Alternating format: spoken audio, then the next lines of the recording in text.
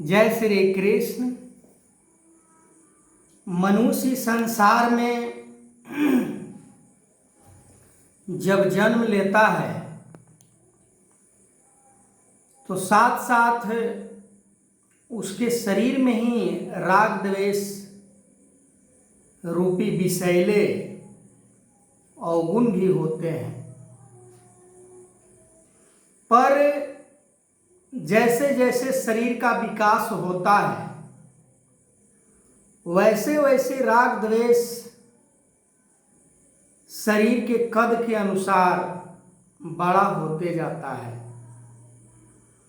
पर इसे कैसे खत्म किया जाए, इसे कैसे नष्ट किया जाए, राग द्वेष को नष्ट करने के लिए कोई बड़ी लंबी चौड़ी आयोजन की जरूरत नहीं होती है। जिस तरह बरसात के मौसम में समुद्र अपने हद को नहीं छोड़ता, ठीक उसी प्रकार जब महापुरुष राग द्वेष को अपने बस में कर लेते हैं, जिस तरह समुद्र अपने ही जल को अपने बस में करके सीमा से बाहर नहीं जाने देता, उसी प्रकार श्रेष्ठ पुरुष महापुरुष राग द्वेष को बस में करके एक नया दिशा दे देते हैं। उसे मारते नहीं हैं, उसे छोड़ते नहीं हैं, वो कहीं दूर नहीं चला जाता है, इसी शरीर में वो मौजूद रहता है। पर जब समय के सतगुरु ब्रह्म ज्ञान से उस जीव को बुद्धि और विवेक प्रदान करते हैं तो कमजोर पड़ जाता है। जिस तरह दो पहलवान आपस में लड़ रहे होते हैं तो एक का हारना निश्चित होता है, ठीक उसी प्रकार जब सतगुरु का ज्ञान हम अपने जीवन में धारण करते हैं तो राग द्वेष का कोई जोर नहीं चलता है, कोई ताकत नहीं उसका काम करता है, क्योंकि श्रेष्ठ पुरुष समझ जाता है कि परमात्मा से बड़ा इस संसार में कोई प्राप्ति नहीं है। राग द्वेष यदि हमारे जीवन में है तो हम प्रकृति के अनेकों साधन को प्राप्त कर सकते हैं, प्रकृति के पदार्थों को हम संग्रह भी कर सकते हैं। संग्रह की जब बात आता है तो संत महापुरुषों ने इसके बारे में भी समझाया कि अति संग्रह ना कर्तव्य, कि हमें उस प्रकार से संग्रह नहीं करना है। फिर तो वही बात कि भोग भोजन भय निंद्रा नर पशु एक समान, ज्ञान अधिक एक नरन में ज्ञान बिन पशु जान। हम पशुओं के जैसे हम कर्म करते रहे,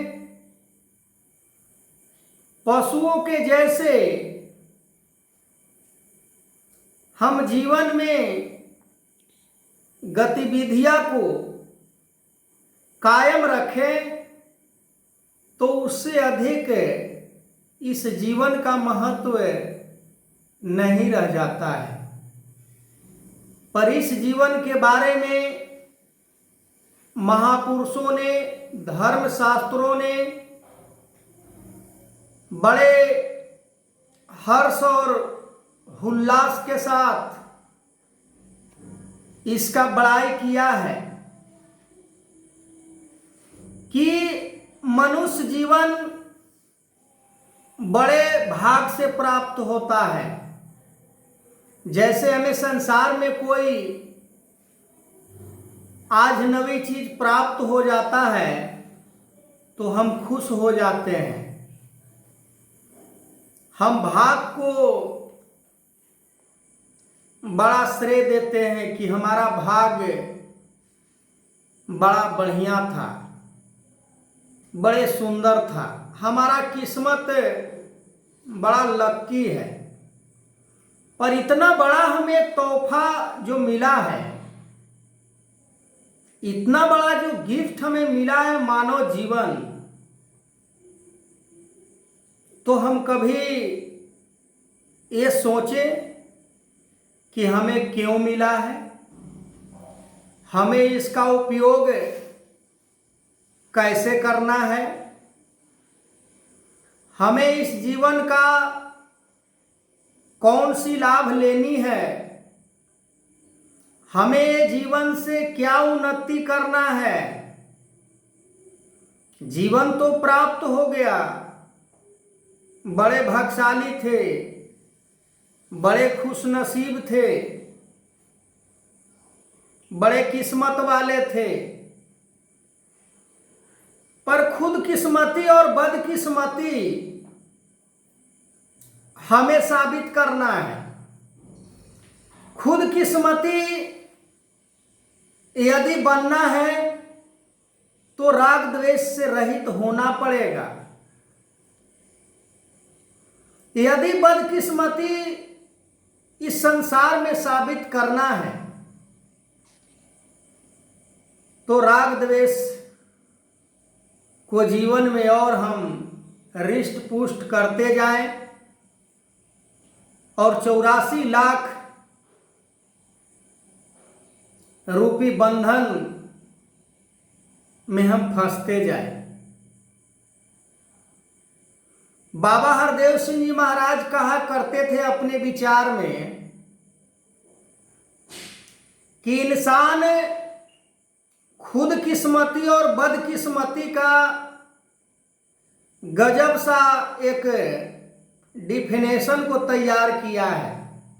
काम काज चल रहा है तो खुद किस्मती, अच्छे बिजनेस, अच्छे रोजगार, अच्छे सुख सुविधा प्राप्त हो रहा है तो खुद किस्मती, और ये सब नहीं हो रहे हैं तो बदकिस्मती।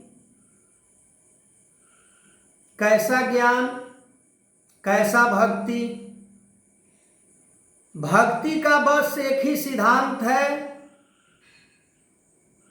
समर्पण। चाहे समर्पण जो भी करे, पढ़ा लिखा हो, अनपढ़ हो, अमीर हो, गरीब हो, उसे समाज में कोई वैल्यू देता हो या नहीं देता हो, ऊंचे कुल से हो या नीचे कुल से हो, पर वो समर्पण है। तो वेद भी उसे चेतन पुरुष कहा है, चेतनशील। ऐसे भी मानव के लिए कहा जाता है कि मनुष्य एक चेतनशील प्राणी है, सामाजिक प्राणी है, पर हमें तौर तरीका नहीं मालूम है कि समाज में कैसे जीना है। यदि समाज की संधि विच्छेद किया जाए, जहां समता की भाव हो, जहां अपनापन की भाव हो, जहां प्यार ही प्यार हो, उसी को समाज कहा जाता है। जो सब समा जाए फिर भी जगह बच जाए, जैसे निराकार परमात्मा है, पूरे सृष्टि इसी के अंदर है, पर अंबार लगा हुआ है जगह का, कहीं कोई कमी नहीं है। तो आगे मैं इस वीडियो को कंटिन्यू करूँगा।